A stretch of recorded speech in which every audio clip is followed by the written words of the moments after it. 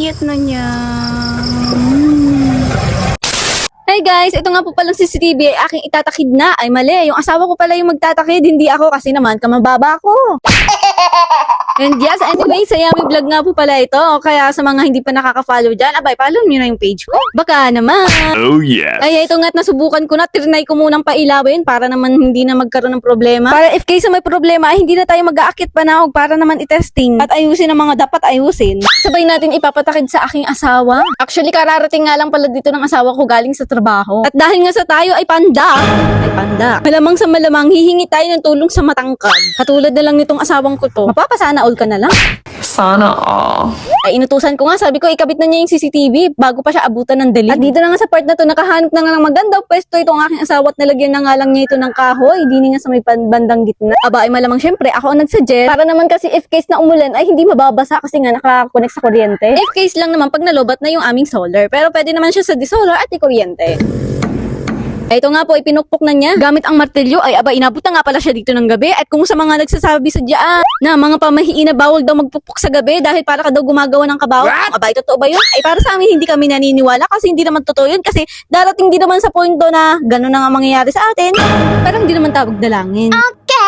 Kaya pasintabi sa mga naniniwala sa ganyang pamahiin, ibahin niyo po kami, hindi po kami katulad ninyo na kailangan kami dapat ay sumunod sa mga pamahiin na yan. Ay Diyos ko, panahon pa yan ng mga sinaunang matatanda. Aba, ay panahong 90s, 80s pa siguro yan. Ay ngayon, anong taon na ngayon? 2025 na. At malapit na naman mag 2026. Aba, ay kabilis lang ng panahon.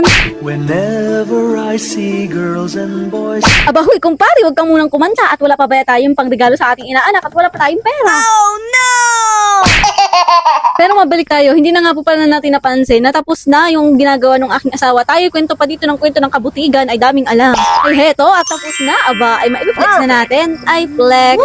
At ito na nga po pala ang kuha ng CCTV natin pag gabi at kitang-kita naman maliwanag naman siya. Kahit madalim at walang ilaw. O ayan, kung makikita nyo pa ako dyan, kumakaway-kaway pa dyan ha. Perfect. Oh yes. At ito naman po ang itsura pag nilagyan natin siya ng ilaw. O ayan, di ba? May colored na.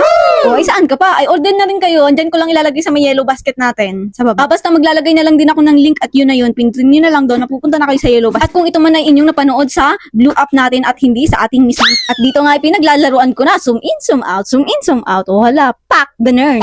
At yes, ito naman po ang itsura kapag umaga. Kung makikita niyo, napakaliwanag at napaka-colorful niya. Tingnan. Kitang-kita yung mga dumadaan. O hala. Perfect. Hanggang dito na lang po ang ating vlog at sana nagustuhan ninyo ang ating video for today. Kaya wag niyo pong kakalimutan mag-like and follow, share. Ito po ang ating Sayami Vlog. Sa mga gustong umorder, aba, nasa basket lang po yan, sa yellow. O, kung hindi nyo naintindihan, nasa yellow basket po, inuulit ko lang. Hindi po masamang mag-invest ng gamit kung kinakailangan naman at pang araw-araw na pangangailangan. For your safety at iwas magnanakaw. O hala, kitang-kita naman kung sino ang madaan dyan. Oh yes. O hala, sige na, yun lang. Bye-bye!